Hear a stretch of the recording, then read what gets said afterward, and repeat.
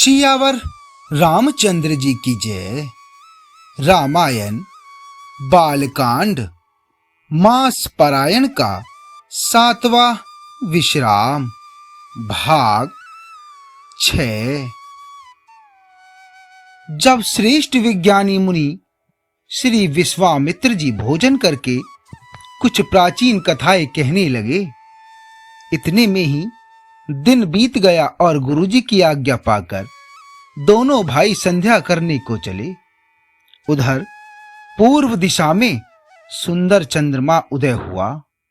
श्री रामचंद्र जी ने उसे सीता के मुख के समान देखकर सुख पाया। फिर मन में विचार किया कि यह चंद्रमा सीता जी के मुख समान नहीं है, अतः जानकी जी के मुख की तुझे उपमा देने में बड़ा अनुचित करने का दोष लगेगा।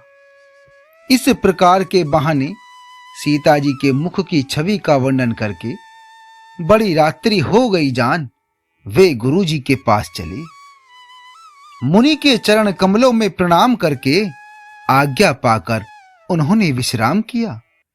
रात बीतने पर श्री रघुनाथ जी जागे और भाई को देखकर ऐसा कहने लगे कि हे तात, देखो कमल चक्रवाक और समस्त संसार को सुख देने वाला अरुणोदय हुआ है।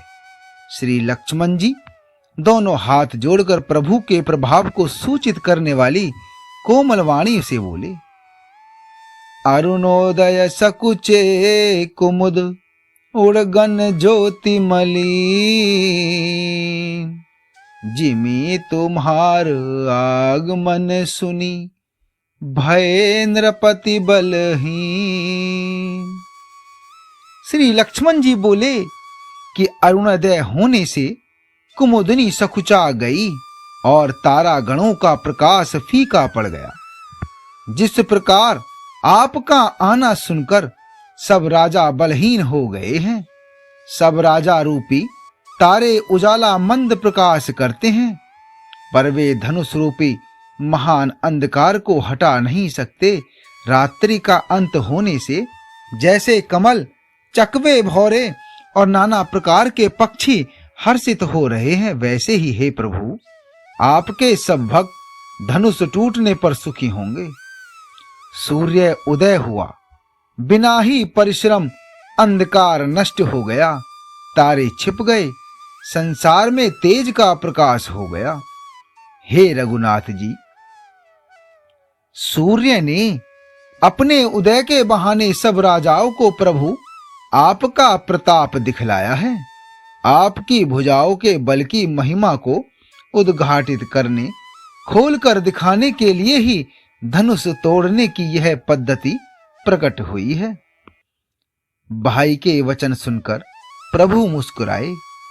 फिर स्वभाव से ही पवित्र श्री राम जी ने शौच से निवृत्त होकर स्नान किया और नित्य कर्म करके वे गुरुजी के पास आए। आकर उन्होंने गुरुजी के सुंदर चरण कमलों में सिर नवाया। तब जनक जी ने सतानंद जी को बुलाया और उन्हें तुरंत ही विश्वामित्र मुनि के पास भेजा। उन्होंने आकर जनक जी की विनती सुनाई। विश्वामित्र जी ने हर्षित होकर दोनों भाइयों को बुलाया। सतानंद पद बंदे प्रभु बैठे गुर पहि जाई,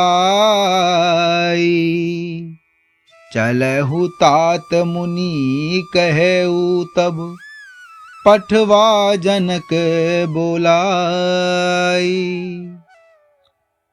अर्थात सतानंद जी के चरण की वंदना करके प्रभु श्री रामचंद्र जी गुरु जी के पास जा बैठे। तब मुनि ने कहा कि हे तात, चलो जनक जी ने बुला भेजा है। आगे का अध्याय मास पारायण का 8वां विश्राम, नवाहन पारायण का 2रा विश्राम। जय श्री राम।